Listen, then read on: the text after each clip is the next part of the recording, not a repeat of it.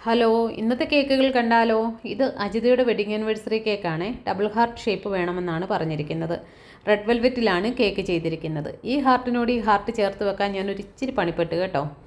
ഏത് flavour cake വേണമെന്ന് അജിതയോട് ചോദിച്ചാൽ ഒറ്റ ഉത്തരമേ ഉള്ളൂ, അത് റെഡ് വെൽവെറ്റ് മതിയെന്നേ പറയുള്ളൂ. അജിതയുടെ ഏറ്റവും ഫേവററ്റ് കേക്ക് ഈ റെഡ് വെൽവെറ്റ് കേക്കാണ്.